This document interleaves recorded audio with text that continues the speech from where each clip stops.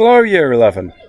We're now going to talk about Hooke's Law, which is to do with the extension of a spring. It's also to do with the compression of a spring. Excuse the noise in the background, it's my children playing with a drone. This here is a spring hanging from a piece of string with a little thing underneath it which I can put masses in. Alright, I'm going to use roofing screws because we're in lockdown and we can't go to school to get the real ones. I'm also going to be measuring the extension from the bottom of the spring. This is nothing to do with the length of the spring. This is to do with the extension of it, which is how much it stretches. The other thing which we're interested in, the amount of force that we put on it. So that's why I'm hanging the screws on the bottom of it. Screws have a weight force. That means they pull down. That means they will pull the string. Each one of these screws is 7 grams.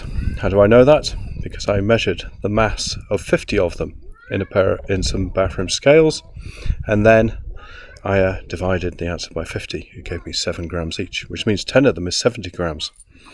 Hold on a second. Okay, you should be able to see the board now. So look, each screw is 7 grams, 10 screws is 70 grams, or 0.07 kilograms. F equals mg, so we want the weight force.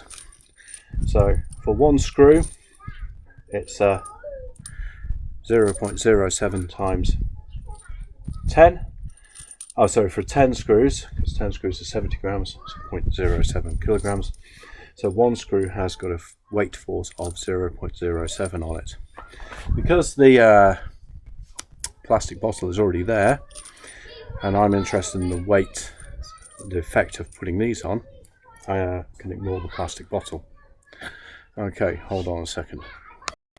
Okay, so if I measure my 0 mark, so this is without it extended, I'm going on the bottom of the spring, and you can see that I have already lined that up with the 0 of my ruler, trying to avoid parallax error here.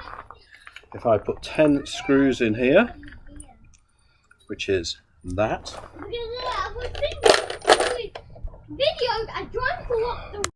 Okay, so if I now have my 10 screws in here, and I measure my new extension, the bottom of the spring, remember, I get 5 millimeters.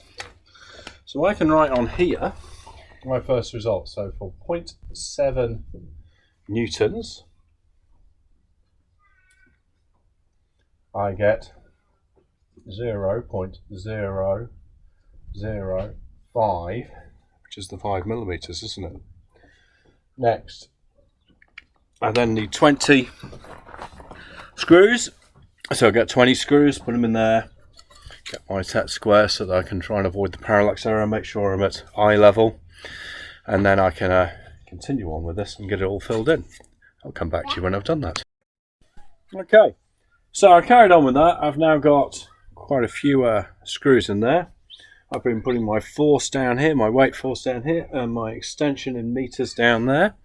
I have now got sufficient data to plot my graph, which I am going to go inside where it's quieter to plot the graph, and you will see this in the second video, and we will talk about what the graph means in the next video. So there is the data which you need to get a copy of, so pause the video, copy that, because you're going to be drawing the graph with me and writing down what the graph means.